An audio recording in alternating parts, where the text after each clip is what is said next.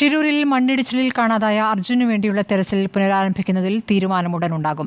ബംഗളൂരുവിൽ നാളെ അവലോകന യോഗമുണ്ട്. ഗംഗാവലിയിലെ കുത്തൊഴുക്ക് കുറഞ്ഞാൽ ദൗത്യം ആരംഭിക്കാമെന്ന് ഉത്തര കന്നഡ കലക്ടർ അറിയിച്ചു. ദൗത്യം വേഗത്തിൽ പുനരാരംഭിക്കണമെന്ന് അർജുന്റെ കുടുംബം ആവശ്യപ്പെട്ടിരിക്കുകയാണ്. ഗംഗാവലിയിലെ കുത്തൊഴുക്ക് തടസ്സമായതോടെയാണ് തെരച്ചിൽ അവസാനിപ്പിച്ചത്. എന്നാൽ ജലനിരപ്പ് താഴ്ന്നതോടെ തെരച്ചിൽ പുനരാരംഭിക്കുന്നത് ആലോചിക്കാൻ നാളെ ബംഗളൂരുവിൽ അവലോകന യോഗം ചേരും.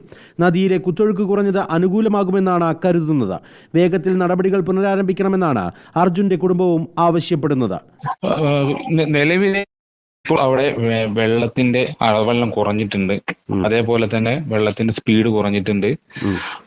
സ്വാഭാവികമായിട്ടും ഇപ്പോൾ തിരച്ചിലിന് അനുയോജ്യമായ ഒരു സമയം തന്നെയാണ്. ഇന്നലെ KC വേണുഗോപാൽ സാറുമായിട്ട് സംസാരിച്ചിരുന്നു. അദ്ദേഹം എല്ലാ സഹായങ്ങളും ചെയ്തു തരാന്നുള്ള ഉറപ്പ് തന്നെ തന്നിട്ടുണ്ട്.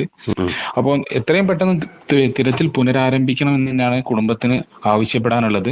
ഡ്രഡ്ജർ ഉൾപ്പെടെ പ്രദേശത്ത് എത്തിച്ച് തെരച്ചിലിനുള്ള നീക്കം നേരത്തെ നടത്തിയെങ്കിലും സാധ്യമായിരുന്നില്ല. നദിയിൽ രൂപപ്പെട്ട മൺകൂന കേന്ദ്രീകരിച്ച് തെരച്ചിൽ പുനരാരംഭിക്കാൻ നാളെ നടക്കുന്ന അവലോകന യോഗത്തിൽ തീരുമാനമുണ്ടായേക്കും. റിപ്പോർട്ടർ, കോഴിക്കോട്.